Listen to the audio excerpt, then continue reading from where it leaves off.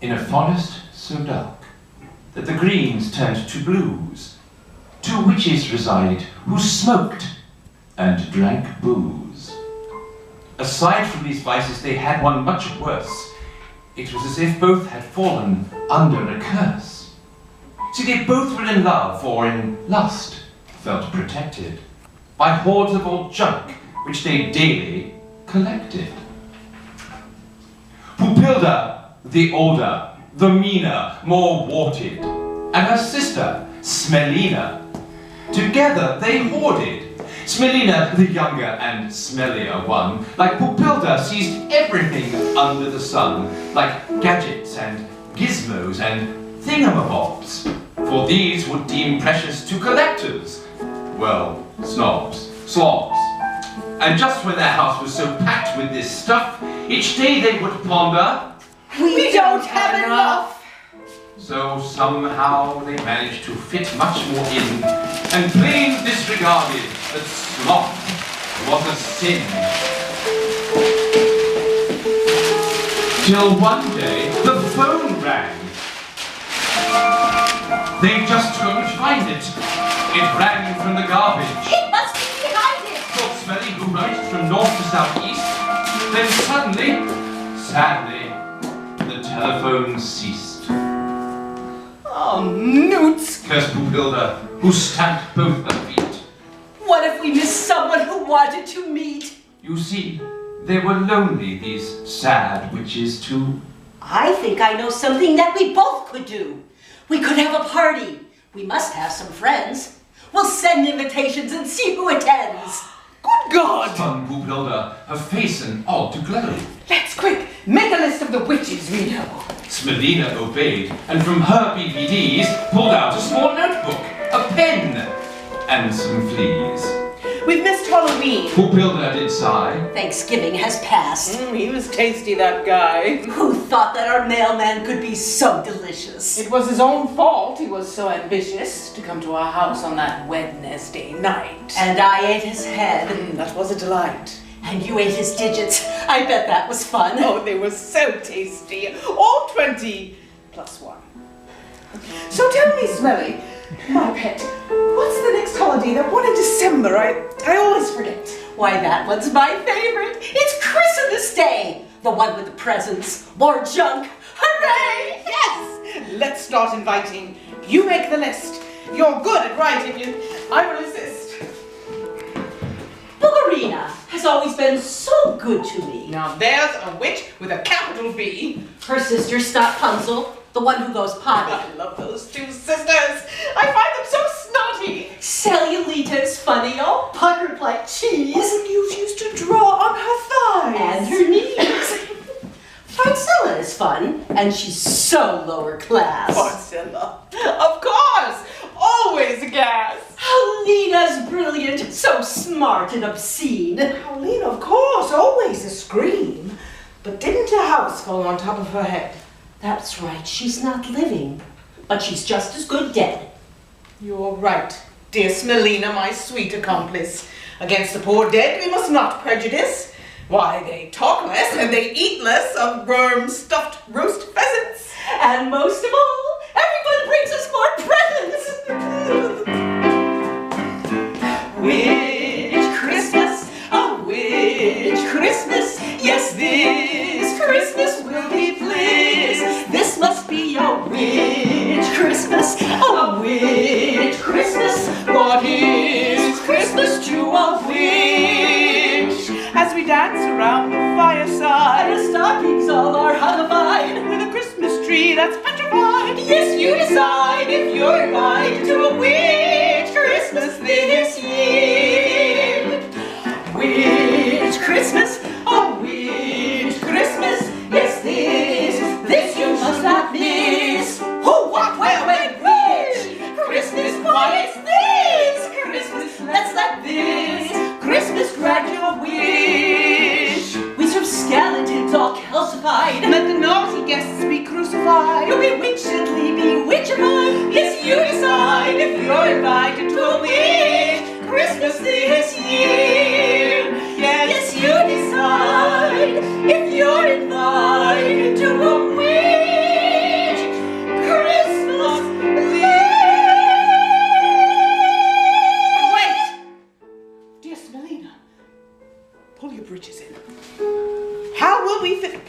plus more witches in. This does pose a problem, as maids do cost money. And when they're done cleaning, their carcass tastes funny. There must be a way. Who just farted? I did, but I know the answer. You do? Yes, a kid! At this out of character, insightful quote, the witches leapt up, and Smelina took note. As Horatius Cutter can often deflect them, such thoughts disappear, and they'll likely forget them. I wrote it down, Poop shall head for the car. Does the Pope wear high heels as he heads for the bar? Like unbalanced washers or pregnant koala, they limped to their car.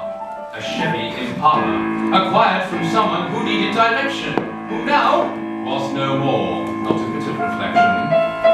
The car dated 1979 with carnivorous grin and its wheels misaligned. Leapt hard into motion and couldn't drive slower, like chasing a bat with rusty lawn mower.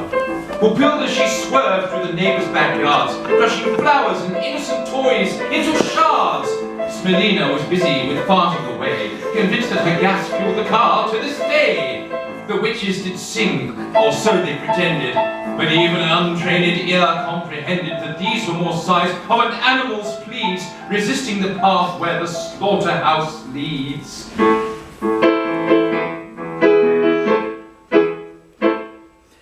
Orphanage, orphanage, that's where you go when you want to get kids. Orphanage, orphanage, kids are like toads except they have eyelids. Orphanage, orphanage, Won't cost you money, they eat just a smidge. orphanage, orphanage, never go bad cause they stay in the fridge. Make a nice noise when they're thrown from a bridge. Get a kid, get a kid, I hear they're tasty. Yes, much like a squid. Get a kid, get a kid, get a whole family. Oh, heaven forbid. Just adopt, all of our skeletons neatly propped. Just adopt. What will our floors look like once they've been mopped? We can't stop thinking of people we've chopped. Orphanage, We're gonna get us some, We're gonna get us some, We're gonna get us some orphanage, get us some kids.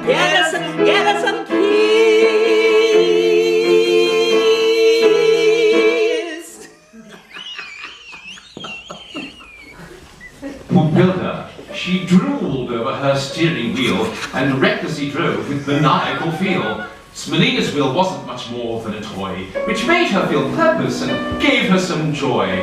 Whenever she did try to drive the real thing, her natural broomstick instinct would kick in and fly the Impala high into the air, and once landed on a parade that was there.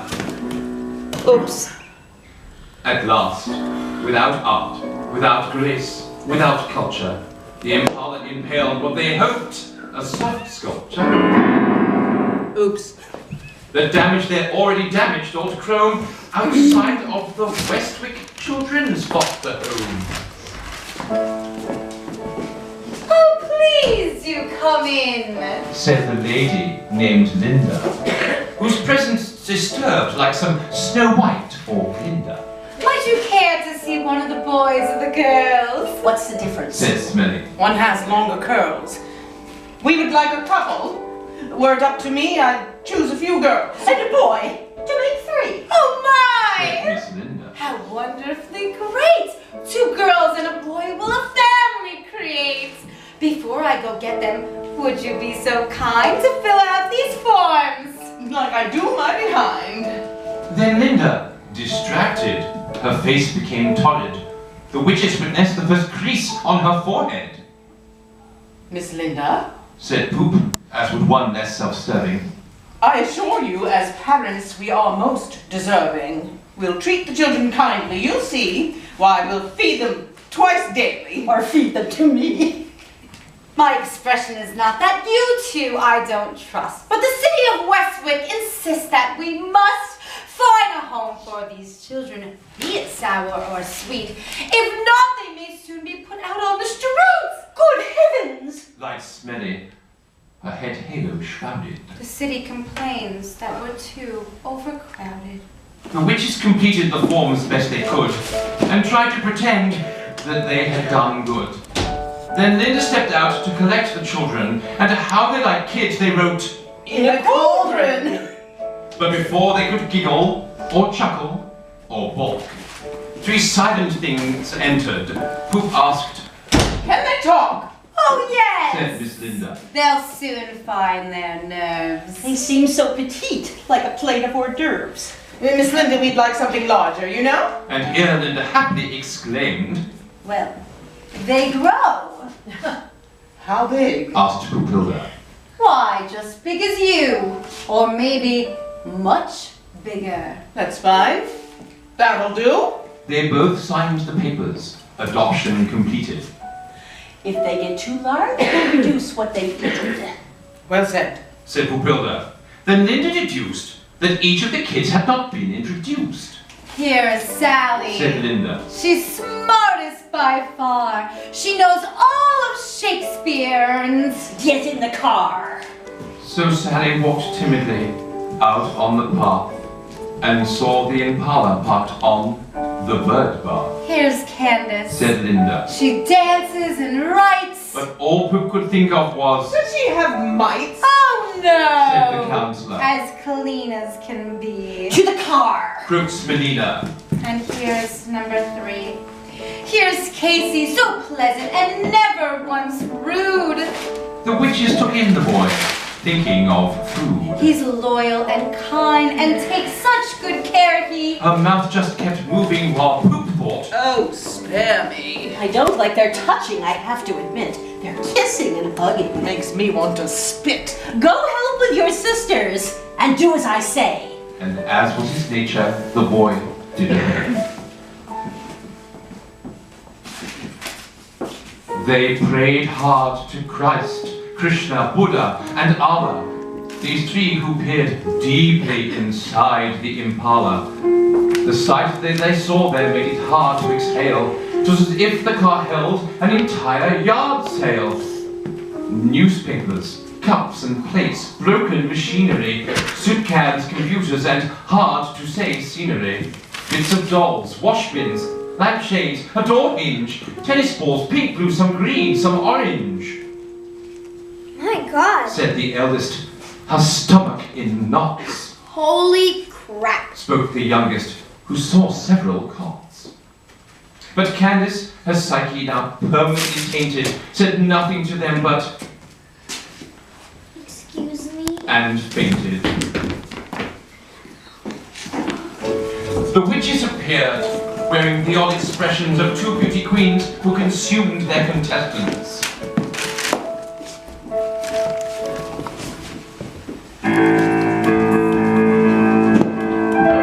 In motion, the junk flew as if in a blender. The children were frightened and yelled, We surrender! A frisbee hit Casey, he needed a suture. The brake slammed and sent them to what felt like the future. While Sally and Candace were lost in debris, an inclement tempest of bad potpourri. Notes! Cursed Pupilda, for traffic light patience, was not something normal in her aspirations. She shot through the light, and they saw a big sign.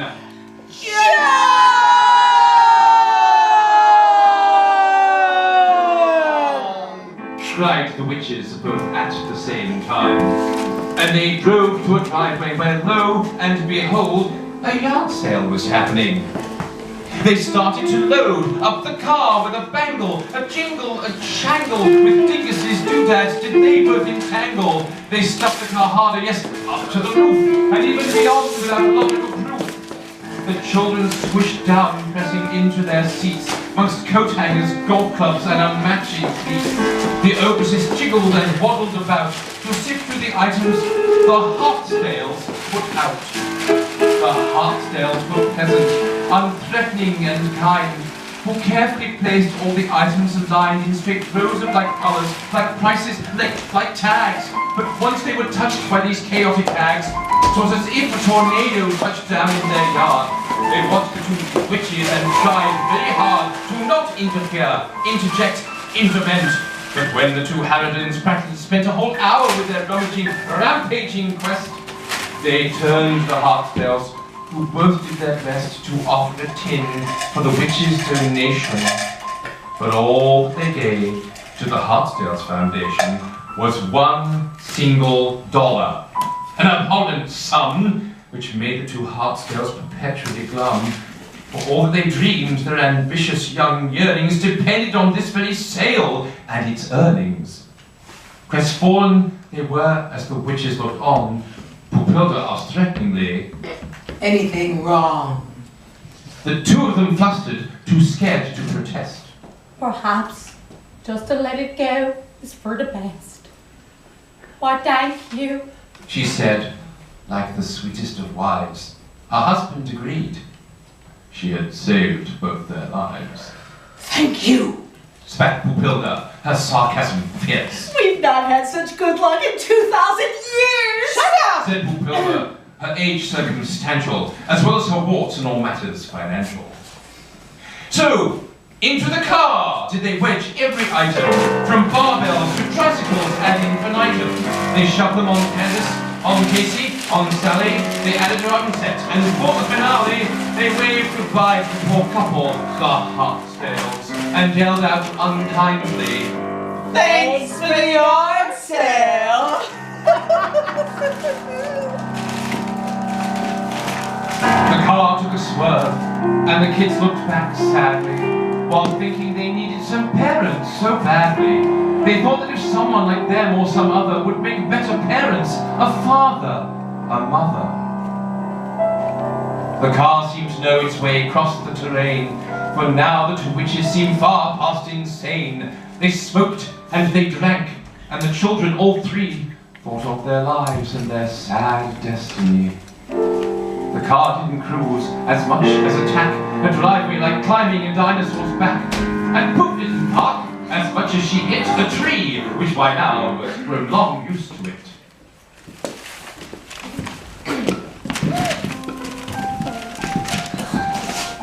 The children stared at the great house, which stared back. Its eyes the two windows, its doors a mouth slack. Welcome home. Said the witch to the trembling three. Then she fled through the door as it creaked. Follow me. Inside, the three children felt a strong deja vu. For the house, like the car, was disastrous too. A jungle of junk food, junk jewelry, junk mail, junk clothing, junk junkets, junk collar, junk quill. We have a rule, don't we? Said Smell to her sister. You'd best listen up, my two missies and mister. The rule is to never throw anything out. If you do, my sweet girls, if you do, my young sprout, you'll soon find a fate like our maid, Mrs. Schneider. She tossed a dead bug and turned into a spider. The children shook deeply inside of their shoes. She means it as sure as she reeks of her booze. You first. Said Smelina, who grabbed at the lab. Go into the basement and don't look so sad. Go, put it in order and make nice and clean. Don't stop till it's finished or I'll eat your spleen. You're next. She did belch. To the kitchen, I think. And don't dare come out till you find us the sink. And finally, my pretty, to the bedrooms upstairs. You'll scrub the place clean and you'll make the repairs. With that, the two witches went up to the attic to smoke and to drink and do nothing pragmatic. Remember, They bellowed. throw nothing away, or you'll become spiders, and spiders you'll stay. The witches then hobbled away on all fours, dumbfounding the kids with impossible chores. Now, before I go on with this tale of two witches, there's something that I must relay to you, which is... Unlike those whose thoughts are well thought out more neatly, these witches forgot of their party completely.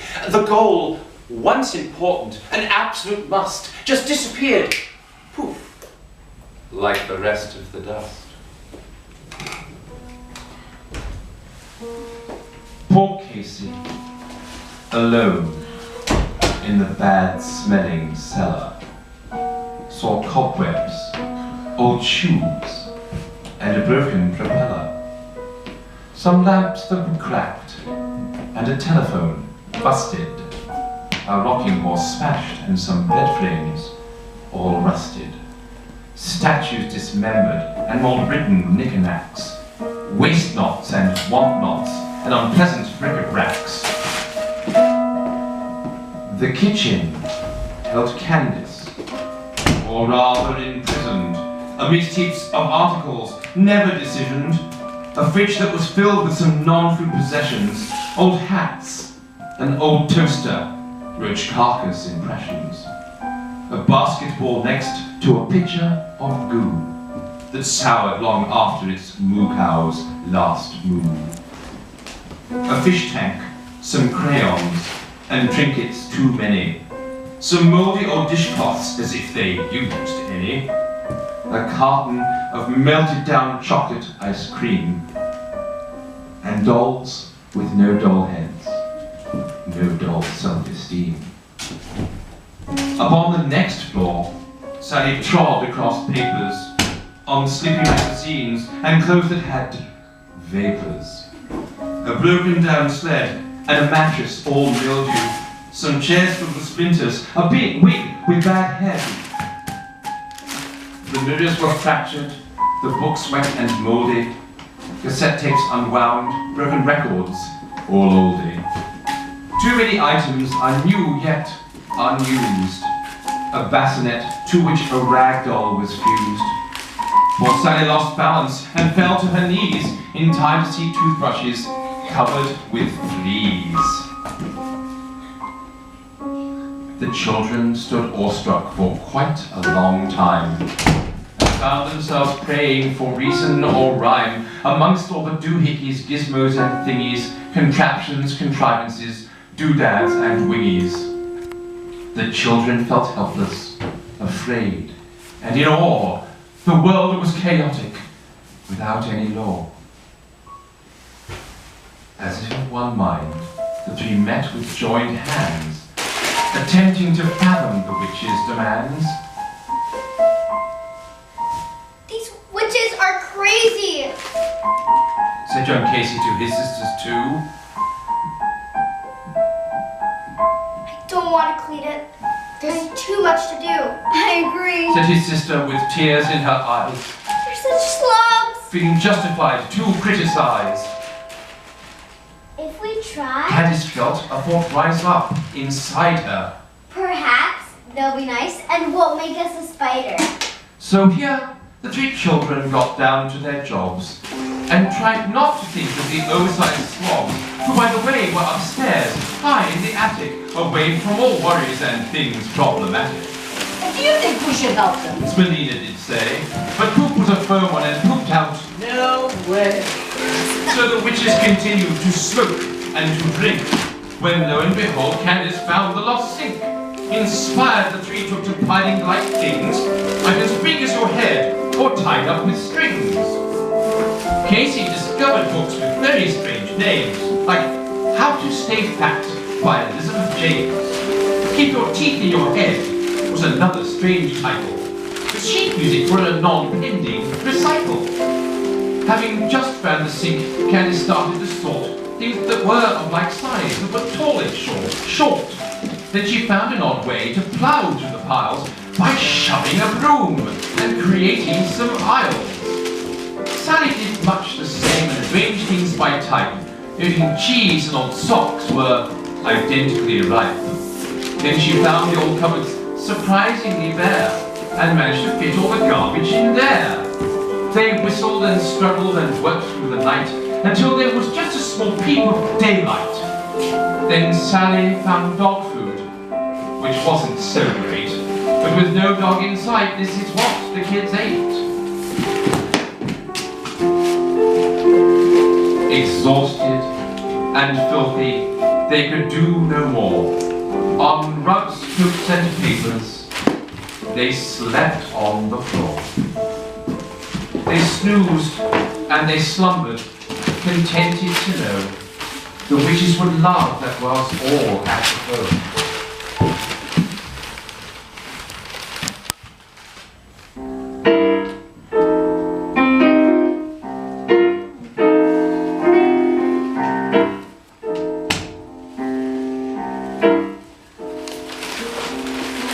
Forgive my intrusion, but let me explain. What happens here is a shy of insane.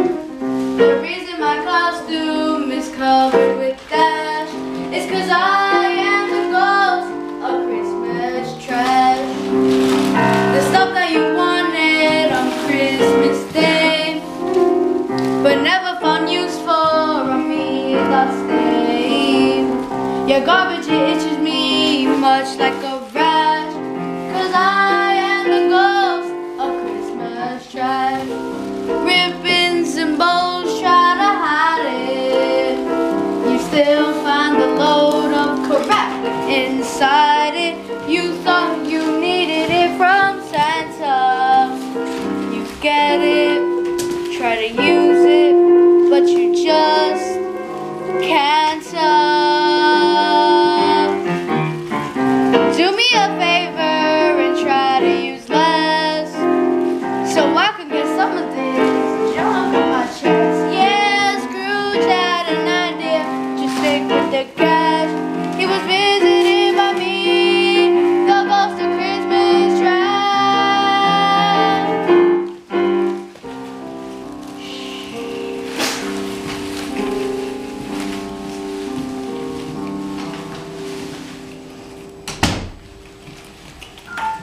Allow me to share with you next what will seem uncanny, but true. These three shared the same dream. A nightmare.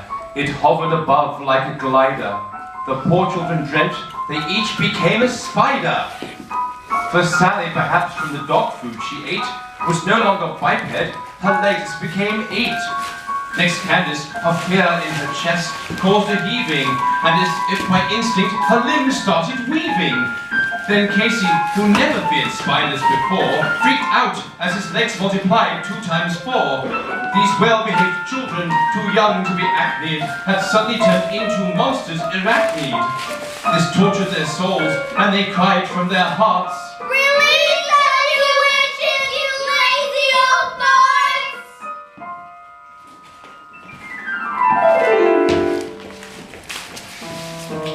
but soon, and with courage, they finally spoke up. The orphans escaped from their dream and woke up